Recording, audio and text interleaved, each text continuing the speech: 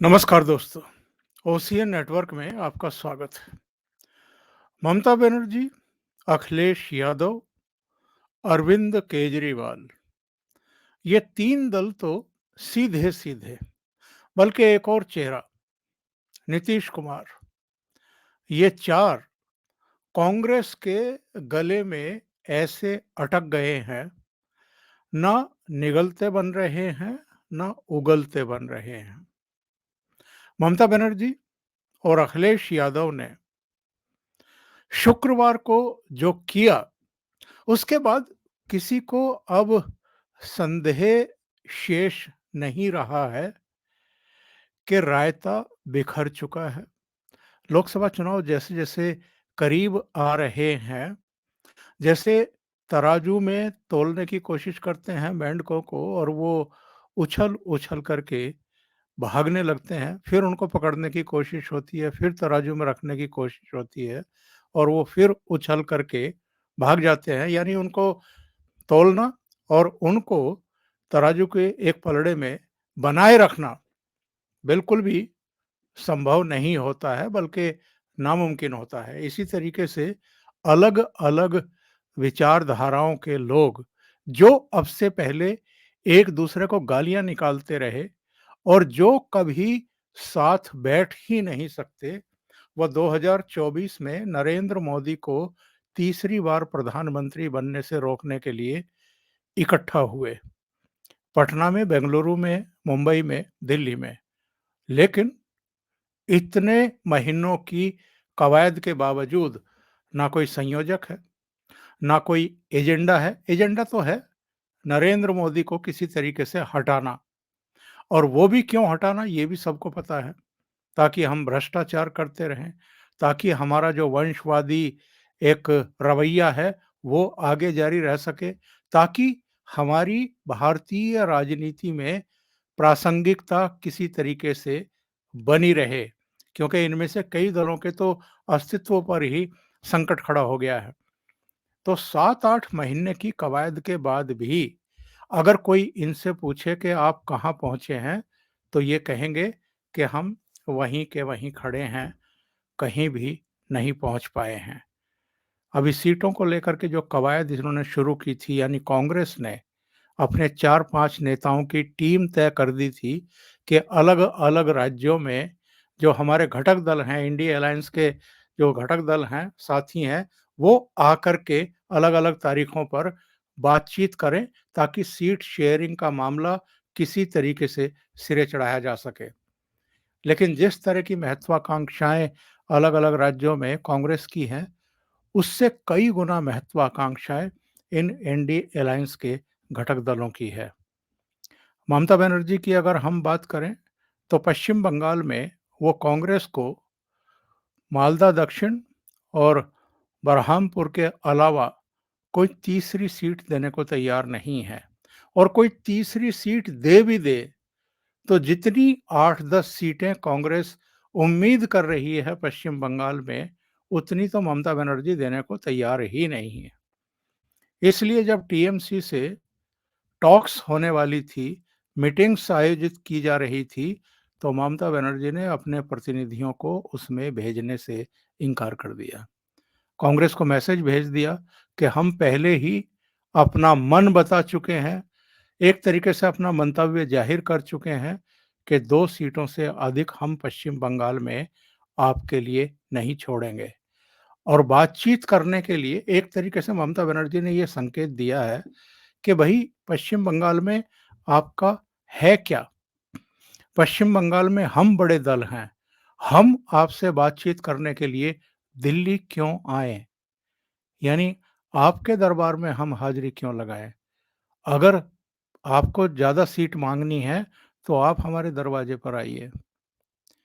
और जो शनिवार को बैठक बुलाई है, साढ़े 11 बजे वर्चुअली कांग्रेस ने, उसमें ठीक है कि शरद पवार भी भाग ले रहे हैं, उसमें उद्धव ठाकरे, संजय राउत भी भाग ले रहे हैं, नीतीश कुमार भी भाग ले रहे हैं, अखिलेश यादव भी भाग ले रहे हैं। लेकिन ममता बनर्जी ने वर्चुअली भी उस बैठक में जुड़ने से ये कहते हुए इनकार कर दिया कि चूँकि शॉर्ट नोटिस पर आपने ये बैठक आयोजित की है इंडिया अलायंस की, इसलिए मैं तो उपलब्ध नहीं हूँ। मेरे पूर्व निर्धारित कार्यक्रम हैं, मैं उनमें व्यस्त रहूँगी। यहाँ तक तो ठीक था। ऐसा एक बार ये पहले भी कर चुकी हैं। हालाँकि जब पिछली बार दिसंबर में बैठक बुलाई थी दिल्ली में, तो उसमें ये शामिल हुई थी, जिसमें आपको याद होगा कि मल्लिकार्जुन खड़गे का नाम इन्होंने उछाल दिया था नरेंद्र मोदी के खिलाफ 2024 के लोकसभा चुनाव में। इन्होंने और अरविंद केजरीवाल ने, ताकि एक तो राहुल गांधी की जो अ, दावेदारी है उसको खत्म किया जा सके, और दूसरे एक रायता बिखेरा जाए कांग्रेस के भीतर ही।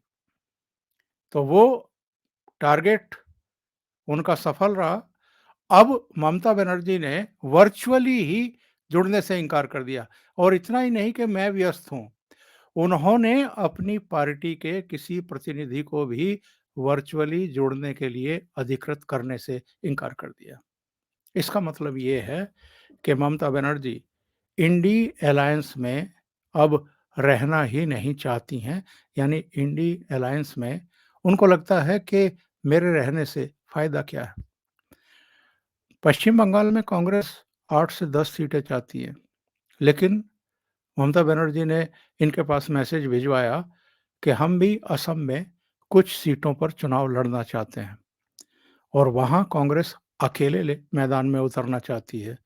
तो यहाँ ममता बनर्जी ने कह दिया कि जो 2 सीटें आपने 2019 में जीती थी, उतनी अगर लेनी हो तो ले लो, नहीं तो रास्ता नापो। दूसरी घटना हुई है अखिलेश यादव की। शुक्रवार को समाजवादी पार्टी के साथ बैठक आयोजित करने वाली थी कांग्रेस। जब इनके प्रतिनिधि दिल्ली पहुंचे, तो बैठक पता चला कि रद्द कर दी गई है। और उसके बाद क्या हुआ? उसके बाद हुआ ये कि समाजवादी पार्टी का जो मीडिया सेल है, उस पर एक ट्वीट आता है, और ये ट्वीट क्या है, मैं आपको दिखाना चाहता हूँ, पढ़ाना चाहता हूँ। ये ज़रा देखिए ट्वीट में क्या लिखा है। Samajwadi party media cell, Congress party खुद बेईमानी और धोखेबाजी पर उतारू है। कांग्रेस की इन्हीं हरकतों की वजह से कांग्रेस ने खुद 3 राज्य भाजपा की झोली में डाल दिए। अब कांग्रेस लोकसभा में भी गठबंधन और सहयोगियों के साथ गंभीर नहीं है, बल्कि गठबंधन को धोखा देकर जनता को धोखा दे रही है। आज सपा का प्रतिनिधिमंडल सीट शेयरिंग वार्ता हेतु दिल्ली पहुंचा, मगर कांग्रेस ने चालाकी धोखेबाजी करते हुए बैठक को टाल दिया। सपा का एजेंडा भाजपा को हराने के लिए एकदम क्लियर है, लेकिन कांग्रेस की धोखेबाजियां खत्म होने का नाम नहीं ले रही हैं। ये जो ट्वीट आया है और ये जो कांग्रेस पर धोखेबाजी का आरोप लगाया गया है, ये भाषा किसकी है? ये भाषा है अखिलेश यादव की। क्योंकि एक कार्यकर्ता सम्मेलन में अखिलेश यादव पहले भी इसी तरह की लैंग्वेज का इस्तेमाल कांग्रेस के लिए कर चुके हैं। यानी ममता बनर्जी और अखिलेश यादव दोनों कांग्रेस के खिलाफ ताल ठोक करके मैदान में आ गए हैं। अब सूचना आ रही है कि ये जो वर्चुअल बैठक होने वाली है, इस वर्चुअल बैठक में एक तो सीट शेयरिंग को लेकर के जो तीखे मतभेद सामने आ रहे हैं, उनको थोड़ा माइल्ड करने की कोशिश होगी। इस पर कांग्रेस की तरफ से कुछ साफ-सफाई पेश की जाएगी, और जो तीखे मतभेद हैं, वो मीडिया में ना आने पाए, इसके लिए रिक्वेस्ट की जाएगी, और पिछले दिनों की भी गई है। मल्लिकार्जुन खड़गे का एक बयान आया था कि जो गठबंधन सहयोगी हैं, वो मीडिया के ज़रिए अपनी नाराज़गी या मतभेदों को व्यक्त ना करें। पार्टी फोरम पे करें या गठबंधन के फोरम पर करें। अब गठबंधन में कोई पार्टी फोरम है ही नहीं, गठबंधन फोरम है ही नहीं, कोई संयोजक है ही नहीं, तो किसके सामने जाकर के सिर दीवार में मारें घटक दल। तो वो मीडिया ही एक ज़रिया बनता है कि एक दूसरे को मैसेज भेजे जाएँ। लेकिन ये जो बैठक बुलाई गई है, इसका एक और अहम एजेंडा है, बल्कि मेन एजेंडा वही है और एजेंडा ये है कि नीतीश कुमार को संयोजक घोषित कर दिया जाए। और मैं आपको बताऊं, ममता बनर्जी के बैठक में वर्चुअल भी ना जुड़ने की बड़ी वजह यही है।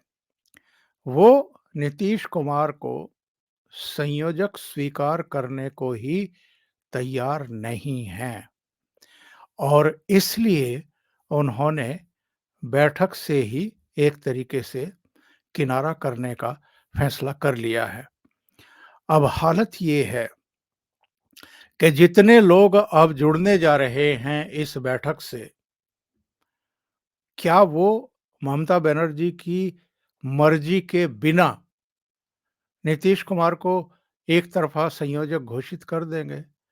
और अगर ऐसा होता है, तब इस इंडी अलायंस का भविष्य क्या होगा? यानी ममता बनर्जी क्या इसको एक्सेप्ट करेंगी और इसके बाद भी क्या वो गठबंधन में बनी रहेंगी? अब आगे के लिए राम गोपाल यादव और कुछ दूसरे लोगों को अखिलेश यादव ने अधिकृत किया है कि वो कांग्रेस से सीट शेयरिंग को लेकर के बातचीत को आगे बढ़ाएंगे और उधर आम आदमी पार्टी से दूसरे दौर की बातचीत हुई है शुक्रवार को कांग्रेस के नेताओं की मुकुल वासनिक के घर पर। लेकिन वहां भी कुछ खास दूसरी बैठक में भी नहीं निकल पाया है। सलमान खुर्शीद ने मीडिया से बात की, गोल-गोल जलेबी उतारते रहे। जब लोगों ने पूछा कि सीट शेयरिंग पर बात क्या हुई, तो उन्होंने कहा अभी बातचीत चल रही है, जब कुछ कॉन्क्रीट होगा तो हम अपने नेताओं के सामने रखेंगे, उसके बाद फिर आपको बताएँगे। यानी ये करते-करते अब लोकसभा चुनाव और करीब आ गए हैं। कल से तो राहुल गांधी की वो भारत जोड़ो न्याय यात्रा भी शुरू होने वाली है। और ये जो घटक दलों में जूतम पेजार शुरू हुआ है, ये जो तनातनी शुरू हुई है, जो गुस्सा दिखाई दे रहा है, इसकी एक बड़ी वजह राहुल गांधी की ये जोड़ो न्याय यात्रा भी है। सारे घटक दलों को ये लगता है कि कांग्रेस पार्टी अपनी हरकतों से बाज नहीं आ रही है। राहुल गांधी ही हाईलाइट रहें, मीडिया में छाए रहें और राहुल गांधी ये शो करने की कोशिश कर रहे हैं बार-बार कि देखो, कन्याकुमारी से लेकर के कश्मीर तक कांग्रेस का ही संगठन पूरे भारत में है, आप लोगों का नहीं है। यानी नीतीश कुमार भी या ममता बनर्जी भी या दूसरा कोई भी, अगर अरविंद केजरीवाल को भी कोई गलतफहमी है, तो वो अपने आप को 2024 के लिए चेहरे के तौर पर प्रोजेक्ट करने के बारे में ना सोचे। ये हक सिर्फ और सिर्फ कांग्रेस के पास है। पहले कन्याकुमारी से कश्मीर तक और अब मणिपुर से लेकर के महाराष्ट्र तक। एक और ठीक लोकसभा चुनाव घोषित होने से ठीक पहले ये आयोजित कर रहे हैं। तो ये जो घटक दल हैं इंडिया अलायंस के, ये कांग्रेस के इन प्रपंचों को पचा नहीं पा रही है। उनको ये भी लगता होगा कि एक तरफ तो कांग्रेस चालाकी के साथ अगवा अपने आप को साबित करने की कोशिश कर रही है इंडिया अलायंस में भी, जबकि संयोजक अभी तक तय नहीं हुआ है। और दूसरे अलग-अलग राज्यों में जो घटक दल हैं, उनके लिए स्पेस भी छोड़ने को तैयार नहीं है। और तीसरे, राहुल गांधी अपने आप को सर्वाधिक लोकप्रिय नेता साबित करने पर आमादा हैं, क्योंकि उनके पास एक मीडिया सेल है, उसकी एक टीम है और जिस तरीके से अरविंद केजरीवाल दिल्ली में मीडिया मैनेजमेंट किए हुए हैं, उसी तरीके से कांग्रेस के भी बहुत सारे मीडिया में खैरख्वाह हैं, शुभचिंतक हैं और 24 घंटे के प्रचारक हैं। तो कुल मिलाकर के जो लक्षण हैं इस इंडी अलायंस के, वो ये बता रहे हैं कि ये जो कढ़ाई है, इसमें जो ये कढ़ी, बासी कढ़ी फिर से उबाल करके खाने लायक बनाने की कोशिश हो रही है। इसमें कोई दम नहीं है और ये अब खाने के लायक बनने वाली है ही नहीं। और ममता बनर्जी और अखिलेश यादव ने तो शुक्रवार को जो किया है, उसके बाद कोई शक बाकी बचा नहीं है। अभी के लिए इतना ही। बहुत-बहुत धन्यवाद। अगर आपको ये चैनल और इसके कंटेंट पसंद आ रहे हैं, तो लाइक करें, कमेंट करें, वीडियो को शेयर भी करें। अभी तक अगर आपने ये चैनल सब्सक्राइब नहीं किया है, तो चैनल को सब्सक्राइब कर लें, साथ में लगे बेल आइकॉन को दबा दें, ताकि आगे आने वाले वीडियो और उनके नोटिफ़िकेशन आप तक पहुँचते रहें। बहुत-बहुत धन्यवाद। नमस्कार।